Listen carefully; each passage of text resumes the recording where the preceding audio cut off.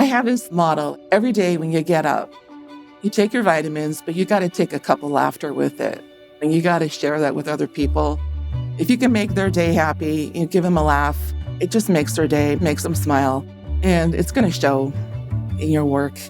There's times in our seasons we get really busy. You're in there and you're working like long hours sometimes, and you just got to keep your sense of humor, keep smiling. We're going to get through it. It's every year. It's the same seasons. We're getting to our busy seasons in the fall, and it is what it is. And we just have to be patient with one another, and we'll get through it. We always do. Welcome to Everyday Heroes, a podcast from Shore Capital Partners that highlights the people who are building our companies from the inside, every day, often out of the spotlight.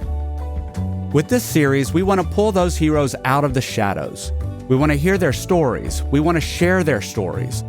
We want to understand what drives them, why they do what they do, how they might inspire and support others to become everyday heroes too. In this episode, I talk with Laura Gerrard, the customer service manager at Main Street Gourmet, a partner of Sweetmore Bakeries. Laura opened our conversation with such a clear personal perspective and worldview that, quite frankly, it caught me off guard. I was born and raised in Toronto, Canada. I had been traveling back and forth to Ohio for about 22 years to visit friends and family, and my outreach church was also located in Ohio.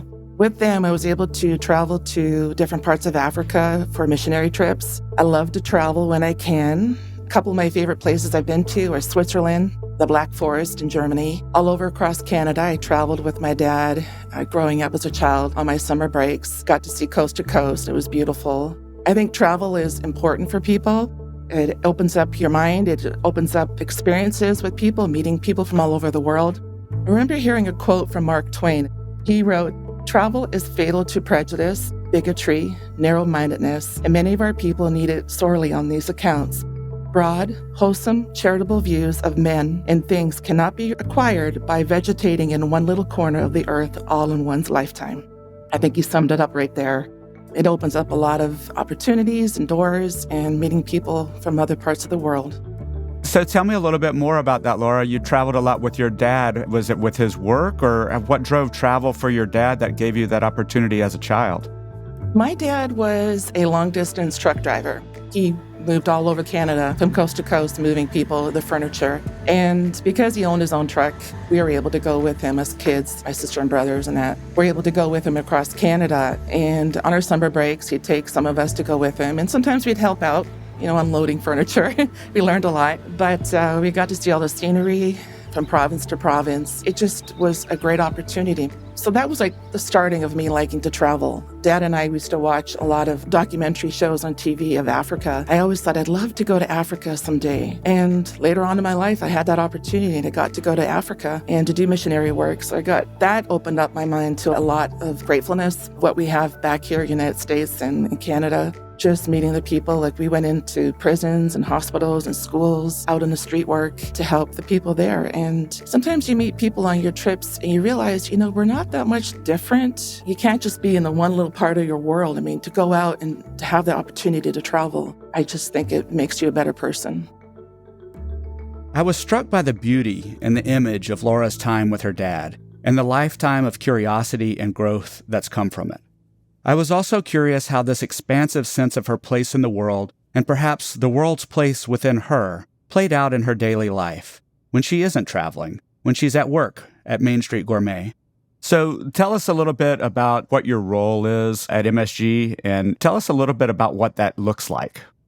My current role with MSG is the customer service manager. I'm responsible for entering purchase orders, invoicing, corresponding with customers, order acknowledgements, assisting in coordinating changes to orders with our planning team and our salespeople, just making sure pricing is correct and our lead times are put into place, and also working alongside with our shipping department and our logistics department. And how long have you been doing that, Laura? I applied and I started working here in December of 2011, and I've grown with the company, and eventually I was offered the job as customer service manager. My previous manager had moved to a different department in the company, and the door was open and I walked in. I asked Nate Searles, the director of sales at Main Street Gourmet, about Laura's role and importance to the company. She's kind of that unsung hero here at Main Street. Customer service people don't always get a lot of recognition. The hope is you don't hear from them. So yeah, she does a lot of the dirty work that we don't like to deal with. She's always checking on people. She's always dealing with a lot. Here at Main Street, we're a very complicated company. We have a ton of SKUs, a ton of customers, a ton of deliveries, and things are always changing, and she constantly has to deal with that. And there's a lot of behind the scenes stuff that occurs where she coordinates that with many, many different departments, and she's become an absolute pro at it. I always say, I manage the customer service team, but I don't really have to manage Laura and her team. She kind of takes care of everything and really owns her department. As Nate talked, it was clear to me how complex customer service can be at a company like Main Street Gourmet, with the breadth of SKUs and range of customers. And I was intrigued by that reality that customer service is an area you don't really want to hear too much from. You just hope, or in this case trust, that they take care of things, keep things moving, and keep customers as happy as possible. And when you have someone like Laura who's really good at it, your director of sales can confidently keep growing the business. As Nate told me, Laura makes him look good all the time. Within a couple of minutes of my conversation with Laura, it was clear why she's so good at customer service.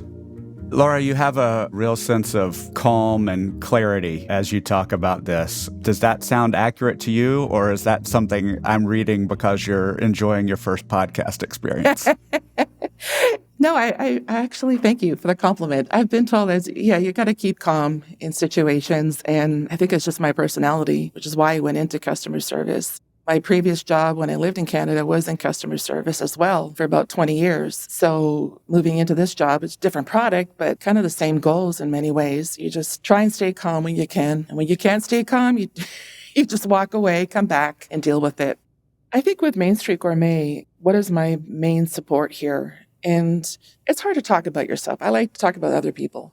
But I have to give honor where honor's due. And what keeps me going here is everyone else in this team. We have a great sales team. We have a fantastic planning and production team. We have a flexible shipping department. And I can't even stop there. I mean, our HR department, there's always that open door policy that you can go in and talk to them about anything. Our research and development, our quality assurance, our maintenance team, everybody is a big part of who I am today. The work that you do, even as you make it sound clear and under control, dealing with customers is not an easy thing, particularly in those stressful moments. And it is a skill, and it is a perspective, and it is a mindset. I think it's a lot of things, particularly for those of us who don't love doing that work necessarily. Where does that come from for you? Is there something in your experience working with your dad, or is there something in terms, where does that calm, that demeanor, that not just the ability, but the desire to work with a customer, even in a difficult situation, come from for you? I think it's a little bit of everything. It's who I am. I think also putting myself in their position. I've been a customer many times for a lot of things. I want an answer. And I want to find out why. When will I get my product? I mean, we're all customers.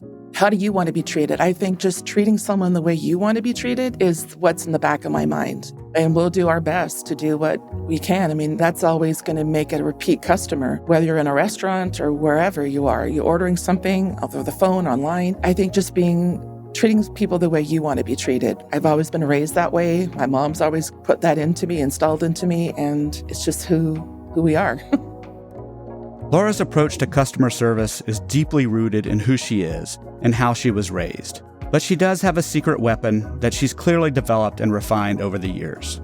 It's actually surprising, her humor. One of the things she does a lot of is when things are getting chaotic and crazy and there's a bunch of emails going back and forth, she'll throw like a GIF or a JPEG in there that's just like from like a movie. And it just kind of makes everyone go, you know what? It's not that serious. Let's take a step back and just have fun with it and realize like we'll get through it. She's very funny. She has a great way to kind of know when to throw it in there. As we heard earlier, Laura takes her vitamins with a cup of laughter each day. And she knows how and when to share that cup of laughter in a way that reframes stressful moments and adds perspective. It's not a distraction. It's a strategy. It's part of her philosophy and her leadership. And when I asked her what she was most proud of in her work, she spoke about leadership. She spoke about the opportunity to move from being an assistant to becoming a manager. An opportunity that allows her to keep learning, but more importantly, to develop and lead people.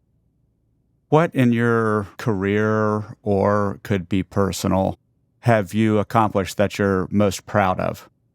I've always been an assistant in my job titles, assistant manager. When I worked in retail, I was assistant. And having the opportunity to become a customer service manager, there's a lot of learning. And it's not all about me now. I have a team I have to look out for and making sure we have goals set in place and reaching them. I'm just proud that I had the opportunity, that the door was open for me to take this job. And I'm grateful for it. And I'm always learning, of course. I keep saying that, but it's true. And if I could teach someone else what I've been taught and see it come to fruition, it's a proud moment. You see it. And if that works, it's going to work for them. And just seeing them kind of like let the apron strings go and you see them grow, it's a proud moment. I just think it's great as a manager to see that. So given that, your kind of framing of always having been an assistant, if you went back to yourself 11 years ago when you joined MSG, what advice would you give that version of yourself, given the wisdom of 2023? Just keep doing what you're doing. Pay attention to what you learn and pay attention to detail. You're going to use it someday. Listen. Don't always just hear what's being said. Always take time to say hello to somebody. You can make a difference, or if you're part of a solution, then just do it. Put yourself out there, suggest things, no matter how busy it gets. Go back to that whole thing. Take a cup of laughter, share it with someone to make their day. And if you can alleviate anyone else's burden, if you have that knowledge or that experience to help them, then I think it's a good feeling. And I guess lastly, don't eat too many cookies.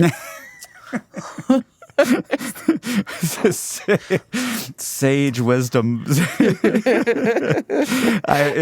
hard-won wisdom, I suspect.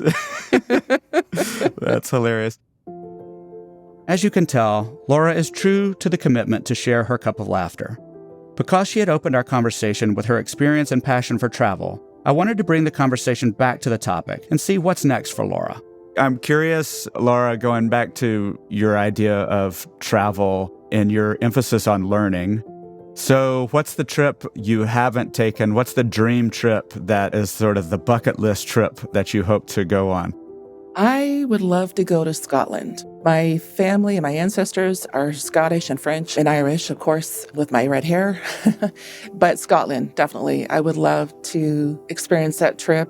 Just meeting the Scottish people, and I would just love to go there. And maybe Ireland, too, because my grandfather on my mother's side is Irish. So it would be nice to see, or maybe do some research on, family, your background and where I come from, and it would be really nice to do that. Yeah, I think it's really interesting. You talked before about, particularly when you visited Africa, and having some perspective on the rest of the world and what you have and what connects us and so forth. And I think there's another kind of journey there you're describing around your own history, your own family history that is sort of similar, like what connects you to those people that are your ancestors from Scotland and Ireland and France and so forth. That's kind of part of weaving together this common story, right? Right, absolutely. And just finding out, it's a large world, but we're all connected somehow. And when you travel to other countries, we don't realize how young we are back here in North America. I mean, you see history, you see Roman walls, and you see what people have come across in their lives and things that they built with their hands, and it's still standing. I mean, that's amazing. And just learning new cultures and just reaching out to other people and trying their food. I mean, I love to eat, and just everything about traveling is wonderful. And anybody out there listening, give it a chance. One little country at a time, one place at a time. Just don't eat the cookies in all the countries, right? Right. Laura Gerrard is an everyday hero whose superpower is laughter. Laura uses laughter to remind herself and her team to keep a little bit of perspective on the world and on the challenges of the day, a perspective that enables her to calmly manage what others may feel is chaos, and a perspective she developed traveling as a child with her dad across Canada, and as an adult across other parts of the world. So let's raise a cup of laughter to Laura. Cheers! This podcast was produced by Shore Capital Partners, with story and narration by Anderson Williams, recording and editing by Andrew Malone, editing by Real Audiobooks, sound design, mixing, and mastering by Mark Galloop of Real Audiobooks. Special thanks to Laura Gerrard and Nate Searles. This podcast is the property of Shore Capital Partners, LLC. None of the content herein is investment advice, an offer of investment advisory services, nor a recommendation or offer relating to any security. See the Terms of Use page on the Shore Capital website for other important information.